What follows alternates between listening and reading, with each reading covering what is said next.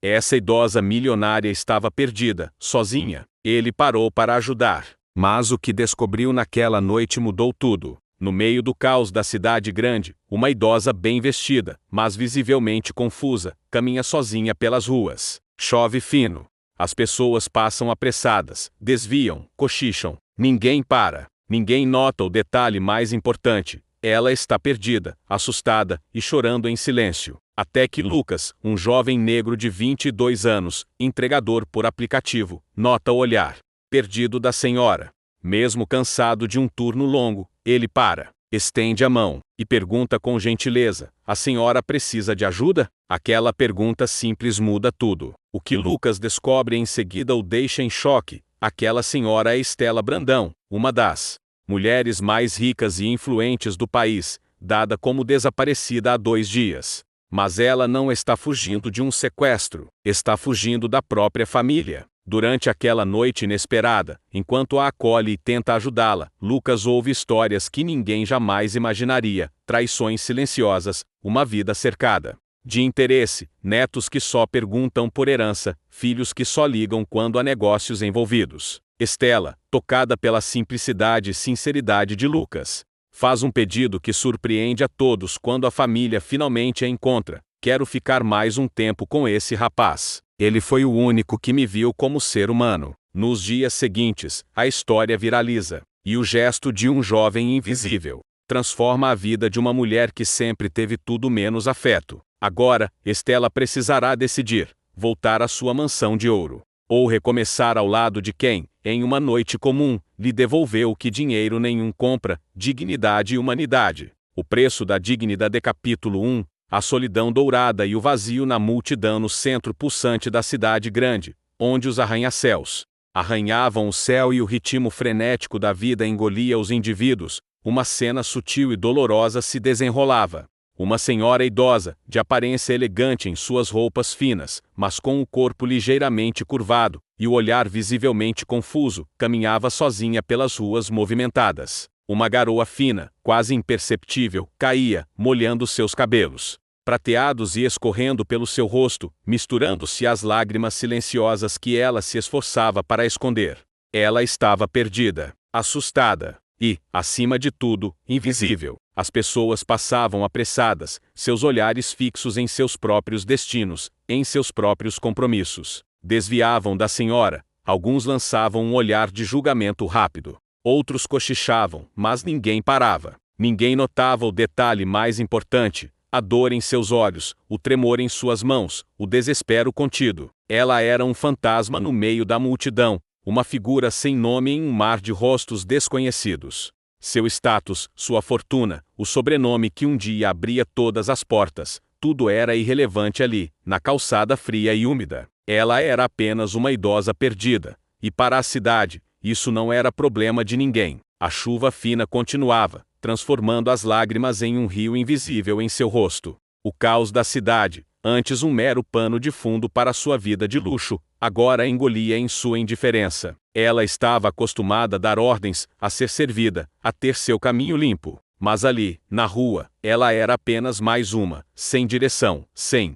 amparo. Sua solidão não era apenas física, era uma solidão da alma, uma ausência de afeto que a fortuna não podia preencher, um vazio que nem todos os seus bens podiam curar. A vida, ironicamente, a havia levado ao seu ponto mais vulnerável, expondo-a à crueldade de um mundo que ela pensava dominar. Capítulo 2. O toque inesperado e a verdade que transformou o olhar da senhora, perdido e assustado, capturou a atenção de Lucas. Com apenas 22 anos, jovem, negro e entregador por aplicativo, Lucas conhecia a dureza das ruas, o cansaço dos turnos longos e a invisibilidade de quem vive na periferia. Mas ele também conhecia a dignidade que resiste, a compaixão que nasce da própria escassez. Mesmo exausto de um turno longo, com as pernas doendo e a mente focada na próxima entrega, Lucas parou. Os carros buzinavam, a chuva fina persistia. Mas ele desceu de sua bicicleta e se aproximou. Ele estendeu a mão, sua pele jovem e forte contrastando com a pele enrugada e frágil dela, e perguntou com uma gentileza que era rara naquele caos urbano: "A senhora precisa de ajuda?" Aquela pergunta simples mudou tudo. Para a idosa, não foi apenas uma frase. Foi um raio de luz na escuridão, um reconhecimento, um convite à humanidade que ela pensava ter perdido. Ela o olhou, e um sorriso fraco, tingido de alívio e gratidão, surgiu em seus lábios, antes que lágrimas quentes, agora de emoção, começassem a escorrer livremente por seu rosto. Lucas a guiou, devagar, até a delegacia mais próxima, um oásis de segurança em meio à chuva e à noite. Cada passo era um esforço para a senhora, mas ela se agarrava à mão dele com uma força surpreendente, como se ele fosse sua única âncora. O ambiente da delegacia, frio e burocrático, contrastava com a calorosa gentileza de Lucas. Ele tentou explicar a situação aos policiais, descrevendo como a havia encontrado, as palavras desconexas dela. Os policiais, acostumados a lidar com pessoas perdidas e desorientadas, mantinham a paciência, mas a história da senhora parecia não ter pé nem cabeça. Capítulo 3. A bomba da verdade e o pedido que choca ele tem na delegacia. O destino de Lucas e da senhora se cruzou de forma inimaginável. Enquanto os policiais verificavam os registros de desaparecimentos, um nome saltou à vista: Estela Brandão. Lucas congelou. Aquele nome era sinônimo de poder, de riqueza, de um império empresarial que controlava grande parte do país. Estela Brandão, uma das mulheres mais ricas e influentes do país, dada como desaparecida há 2 dias. Mas o que ele descobriu em seguida o deixou em choque. Ela não estava fugindo de um sequestro, estava fugindo da própria família. A notícia da localização de Estela Brandão espalhou-se como fogo. Jornalistas renomados, advogados e assessores da família correram para a delegacia, preocupados com a reputação e a fortuna, mas, para surpresa de todos, Estela não os recebeu com o abraço esperado. Em vez disso, ela os olhou com uma frieza cortante, revelando uma lucidez que desarmou a todos. Ela recusou voltar imediatamente para sua mansão, para seu mundo de luxo e falsidade. Sentada em uma sala reservada da delegacia, com Lucas ao seu lado, Estela fez um pedido inesperado, um pedido que silenciou todos os presentes. Quero passar um tempo com esse rapaz. Ele foi o único que me viu como ser humano. As palavras de Estela caíram como um raio sobre sua família e sobre a imprensa. Não era um pedido de recompensa, não era uma exigência de luxo. Era um clamor por humanidade, por uma conexão genuína que ela, em toda a sua fortuna, não havia encontrado. Naquela noite inesperada, Estela revelou a Lucas histórias que ninguém jamais imaginaria: traições silenciosas, uma vida cercada de interesse, netos que só perguntavam por herança, filhos que só ligavam quando havia negócios envolvidos. Ela havia fugido não da demência, mas da solidão. Aquele simples gesto de um jovem invisível havia transformado a vida de uma mulher que sempre teve tudo menos afeto. A milionária Estela Brandão estava perdida. Foi encontrada por um jovem entregador. E o que ela fez chocou o país. Inscreva-se no canal para não perder os próximos capítulos desta saga emocionante de redenção, solidão e o poder da humanidade. Deixe seu like se você também está comovido com o gesto de Lucas e curioso para ver a transformação de Estela. Compartilhe este vídeo para que mais pessoas mergulhem nesta trama poderosa de destino, riqueza e o verdadeiro valor da conexão humana. Comente abaixo o que você acha que Estela vai aprender com Lucas, como a família dela vai reagir a essa decisão. O preço da dignidade. Capítulo 4. As verdades do asfalto e o espelho da solidão. A decisão de Vitória Brandão de permanecer ao lado de Davi, em um abrigo provisório, reverberou como um trovão na alta sociedade e na mídia. Seus assessores e advogados tentaram de tudo para forçá-la a retornar, alegando insanidade ou um trauma pós-desaparecimento. Mas Vitória, com uma lucidez e uma paz recém-descobertas, recusou. Longe dos holofotes, ela mergulhava de cabeça no mundo real. Um universo que ela havia ignorado por toda a vida.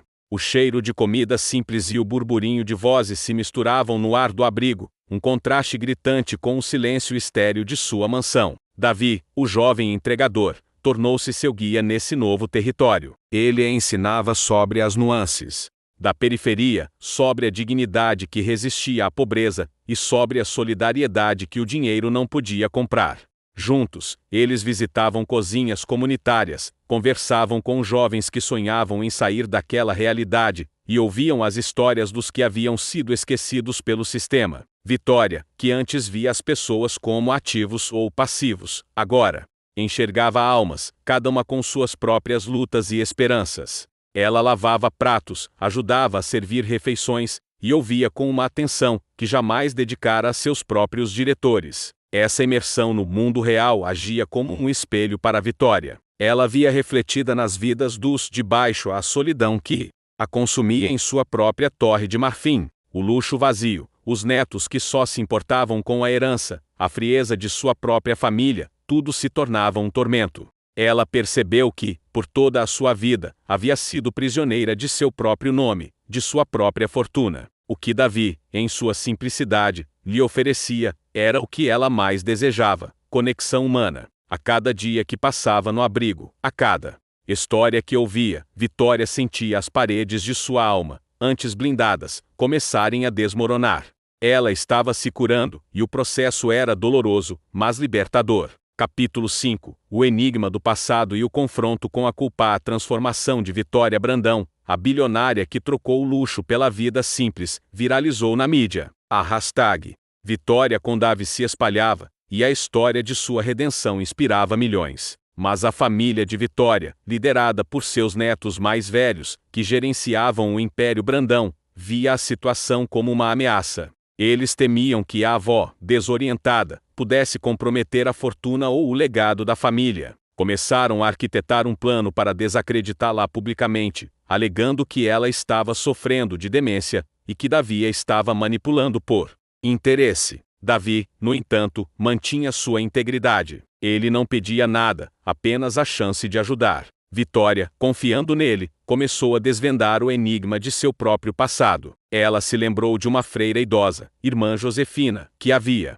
trabalhado com sua mãe em um projeto social antigo, e que era uma das poucas a conhecer os segredos mais profundos da família Brandão. Vitório se lembrava de sussurros, de conversas veladas, de uma verdade que havia sido enterrada há décadas. Ela e Davi embarcaram em uma busca por irmã Josefina, em um convento isolado no interior, longe dos olhos curiosos da imprensa. O encontro com irmã Josefina foi um mergulho no passado. A freira, com sua memória afiada e seu olhar sereno, revelou a Vitória uma trama perturbadora: a fortuna dos Brandão, que ela acreditava ser construída sobre trabalho e inovação, tinha uma mancha. Décadas atrás, seu próprio pai havia silenciado e arruinado a vida de um inventor brilhante, um homem negro, que desenvolveu uma tecnologia revolucionária para o setor farmacêutico, o mesmo setor do Império Albuquerque, se a conexão dos roteiros for mantida, roubando sua patente e seus méritos. A fortuna Brandão era, em parte, construída sobre um crime, um roubo de dignidade e sonhos. A culpa de Vitória não era apenas por sua solidão, era por um legado manchado, e a verdade a esmagava. Capítulo 6. O grito da justiça e o legado. Da verdadeira revelação da irmã Josefina sobre o pecado original da fortuna Brandão, atingiu Vitória como um raio. O império que ela herdou, e do qual tanto se orgulhava, estava corroído pela injustiça. As lágrimas escorreram por seu rosto, não mais por solidão, mas por vergonha e indignação. Ela percebeu que sua vida vazia e solitária era um reflexo da falta de humanidade em sua própria linhagem. A presença de Davi, com sua pureza, era um contraste brutal com a escuridão do passado de sua família. Ela sabia que precisava agir, não apenas para sua própria redenção, mas para a redenção de seu sobrenome. Com a ajuda de Davi, que se tornou seu confidente e aliado, Vitória elaborou um plano audacioso. Ela convocaria uma coletiva de imprensa, não para desmentir os boatos de demência, mas para expor publicamente a verdade sobre a fortuna Brandão, os crimes de seu pai e a manipulação que ele havia orquestrado. Ela anunciaria a criação de uma fundação, a Fundação Renascer Dignidade e Oportunidade, que usaria grande parte de sua fortuna para reparar os erros do passado, investindo em jovens talentos negros e em projetos de inclusão social e educação. Davi seria o primeiro a fazer parte da equipe da fundação, sua experiência e sua humanidade, o coração do projeto. A notícia da coletiva de imprensa de Vitória Brandão chocou o país. A família, furiosa, tentou impedi-la, mas Vitória estava inabalável. Ricardo Dantas, o pai de Otávio, que havia sido confrontado com a verdade sobre seu próprio império se a conexão com a equação da vida for mantida, observava com um senso de reconhecimento o que estava por vir. No dia da coletiva vitória, Brandão, com Davi ao seu lado, subiu ao púlpito. Sua voz, antes hesitante, ecoou com uma força inabalável. Ela confessou a verdade sobre a fortuna, os crimes de seu pai e a solidão que a fortuna trouxe. Ela anunciou a Fundação Renascer, um legado de esperança. A cena viralizou, chocando o país. A pergunta que ecoava era: quem realmente tem mais valor, quem tem o nome Brandão, ou quem tem a coragem de ser humano? Era a promessa de uma revolução, onde a riqueza seria usada para curar, e o perdão, para transformar vidas. A milionária Vitória Brandão revela um segredo que abala seu império, e decide mudar tudo. Inscreva-se no canal para não perder os próximos capítulos desta saga emocionante de justiça, redenção e um legado que transforma vidas. Deixe seu like se você também está impressionado com a coragem de Vitória e a parceria com Davi. Compartilhe este vídeo para que mais pessoas mergulhem nesta trama poderosa de segredos de família, riqueza e o verdadeiro valor da dignidade. Comente abaixo o que você achou da decisão de Vitória. Ela conseguirá mudar o legado da família Brandão. Capítulo 7. A resposta da alma e o julgamento da verdadeira decisão de Vitória de permanecer ao lado de Davi, enfrentando sua própria família, e o julgamento da alta sociedade, reverberou como um trovão. Longe dos tribunais, sua vida na comunidade se aprofundava, e a paz que encontrava no serviço aos outros era o bálsamo para sua alma. Ela, que antes via as pessoas como ativos ou passivos, agora enxergava almas, cada uma com suas próprias lutas e esperanças. A cada prato lavado, a cada história ouvida, Vitória sentia as paredes de sua alma, antes blindadas, começarem a desmoronar. Mas a nova vida de Vitória e Davi atraiu a atenção de figuras que conheciam o Império Brandão de perto. Um desses era Ricardo Dantas, o magnata que um dia perdeu tudo e encontrou redenção se a conexão com os roteiros anteriores for mantida,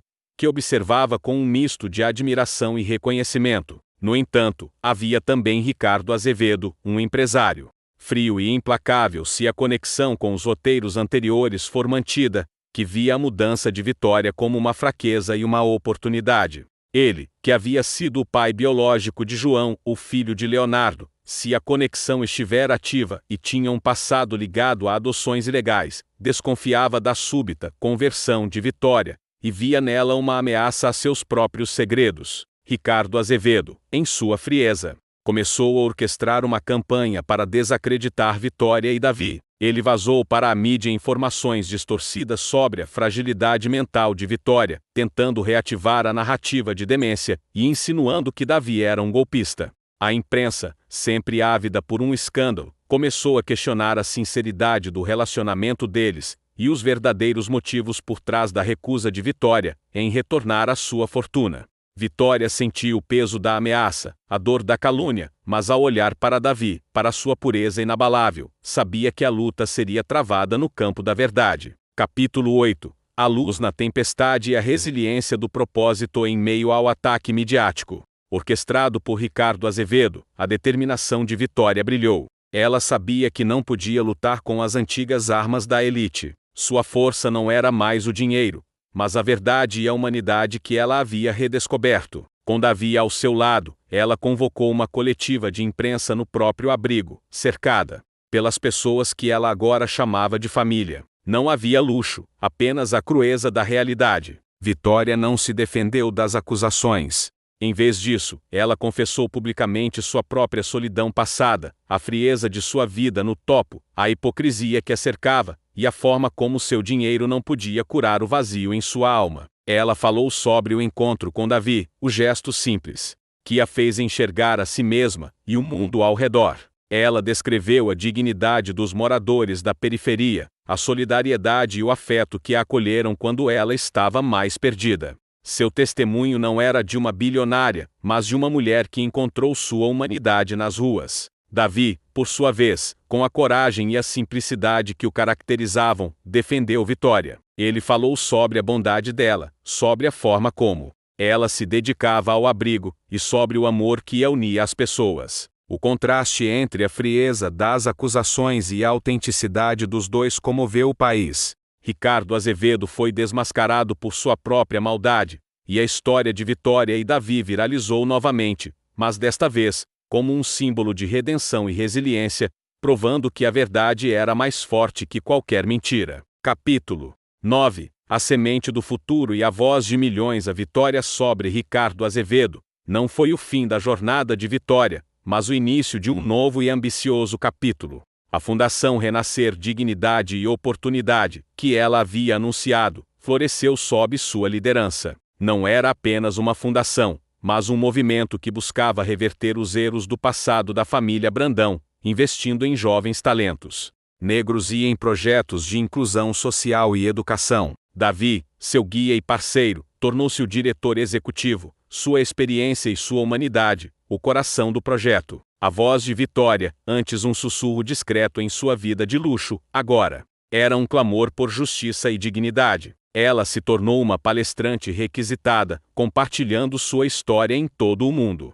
Não falava sobre negócios, mas sobre a importância de enxergar o valor em cada ser humano, de quebrar as barreiras do preconceito e de construir uma sociedade onde a humanidade prevalece sobre a ganância. Sua frase icônica, "Ele me olhou como um ser humano", ecoava em cada um de seus discursos, transformando-a em um símbolo global de esperança. A família de Vitória, que a havia rejeitado, observava de longe, dividida. Seus netos, antes obcecados pela herança, agora confrontavam a verdade sobre o legado da família Brandão. Alguns, tocados pela história de Vitória, buscaram a fundação, pedindo uma chance de participar da reparação. O cativeiro invisível estava desmoronando, e a verdade sobre a fortuna era finalmente exposta ao mundo, revelando que a prisão, por vezes, não tem grades visíveis, e que os verdadeiros sequestradores podem ser aqueles que se escondem por trás do privilégio. Capítulo 10. O legado do gênio inesperado, e a pergunta que ecoa a Fundação Renascer Dignidade e Oportunidade, criada com a paixão de Vitória e a sabedoria de Davi, tornou-se um farol de esperança.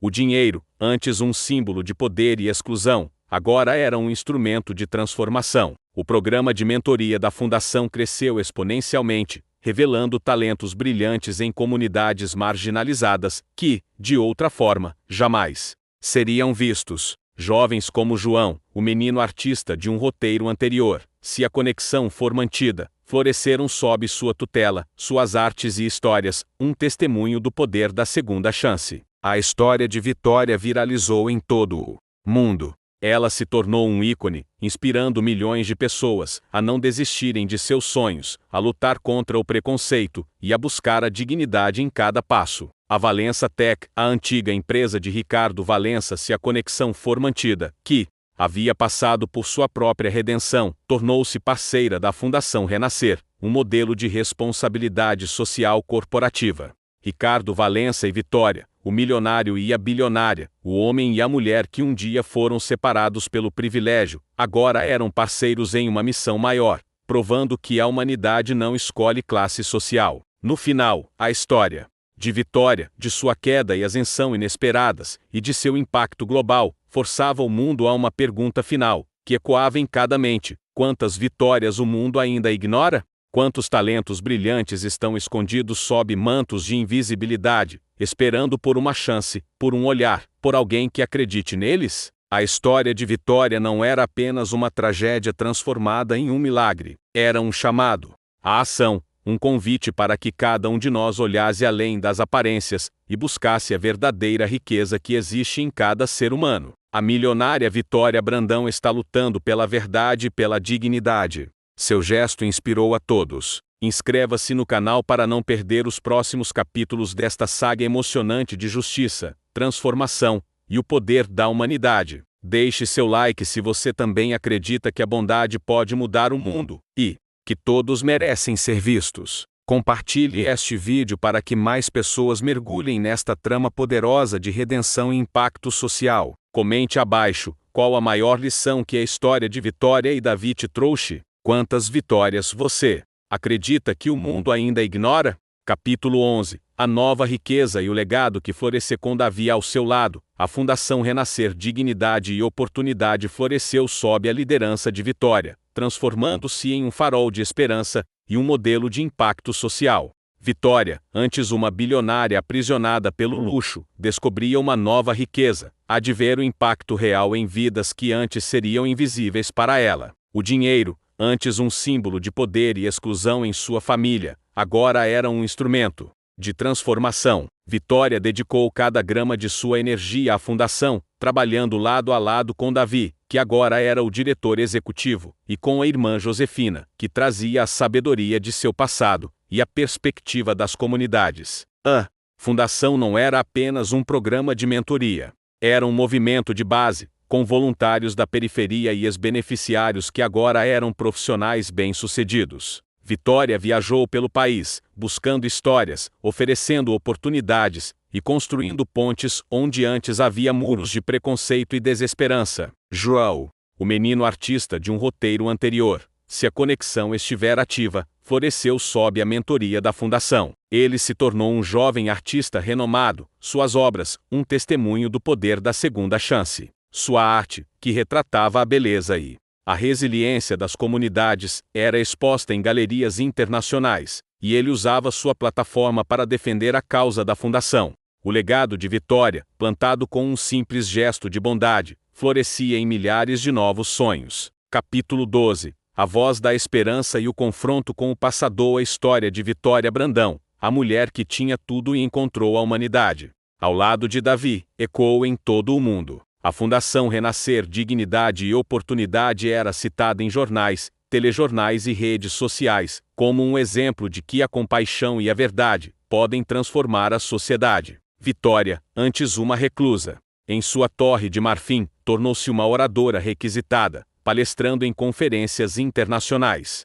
Ela não falava sobre fortunas, mas sobre a importância da humildade, da empatia e da justiça social. Sua voz, antes controlada, agora ressoava com uma convicção que silenciava a todos. Ela se tornou uma embaixadora da mudança, um exemplo de que o ser humano pode se reconstruir, mesmo após a maior das quedas. No entanto, a ascensão de Vitória trouxe um último e inesperado confronto. Seus netos, que agora gerenciavam o que restava do Império Brandão, observavam a transformação de Vitória com uma mistura de fúria e descrença. Eles viam a dedicação dela à fundação como uma traição à elite, uma fraqueza que manchava o nome da alta sociedade. Ricardo Azevedo, o empresário que tentou descredibilizá-la no início, se a conexão for mantida, observava à distância, ainda com uma ponta de ressentimento. Os netos de Vitória confrontavam-na publicamente, acusando-a de ser uma lunática, de destruir o nome da família e de usar a fundação para expor seus segredos. Mas Vitória não recuou. Ela os encarou com a serenidade que havia aprendido nas ruas. Ela falou da herança de injustiça que eles haviam recebido, dos crimes ocultos, que manchavam a fortuna Brandão e dos rostos que eles haviam ignorado. Foi um acerto de contas final, não apenas entre avó e netos, mas entre duas filosofias de vida: a ganância versus a compaixão, a aparência versus a verdade. Capítulo 13. O legado do perdão e a herança rejeitada. O confronto público entre Vitória e seus netos foi um divisor de águas. Vitória, armada com a verdade e a paz de sua nova vida, expôs os crimes da família Brandão, os abusos de poder e a hipocrisia de seu próprio pai, o patriarca original. A notícia abalou o mundo corporativo. O restante do Império Brandão desmoronou sob o peso de suas próprias transgressões e da condenação pública. A sociedade, que antes os reverenciava, agora os via com desprezo. O poder que eles tanto prezavam se esvaiu, e eles se viram sozinhos, abandonados por todos que haviam manipulado. Apesar da dor de expor sua própria família, Vitória sentiu uma profunda libertação. A Fundação Renascer Dignidade e Oportunidade recebeu uma onda sem precedentes de apoio e doações. O legado de Vitória não seria o de uma bilionária implacável, mas o de uma mulher que teve a coragem de quebrar o ciclo de injustiça de sua família e construir um novo caminho, baseado na verdade e na reparação. O perdão veio de lugares inesperados. Famílias que haviam sido prejudicadas pelos crimes do patriarca Brandão, e jovens talentos que tiveram seus sonhos roubados, procuraram a fundação. Eles viram a sinceridade na transformação de Vitória, e ofereceram não a absolvição, mas a aceitação. Vitória, com lágrimas nos olhos, ofereceu sua vida para honrar a memória dos que foram silenciados, e para apoiar aqueles que agora lutavam por um futuro justo. O perdão, ela compreendeu, não era um ato único, mas um processo contínuo de cura e serviço, um ciclo que se perpetuava através das mãos limpas que ela agora oferecia. Capítulo 14. O preço da liberdade e a equação resolvida há anos se passaram. Vitória Brandão, agora com cabelos grisalhos, era uma mulher feliz e realizada, embora vivesse uma vida simples, longe do luxo de seu passado. Sua fortuna, transformada em impacto social, havia mudado milhares de vidas. A Fundação Renascer, Dignidade e Oportunidade era um sucesso global, e Vitória, junto com Davi, a irmã Josefina, João e os outros jovens que ela havia ajudado, eram seus pilares.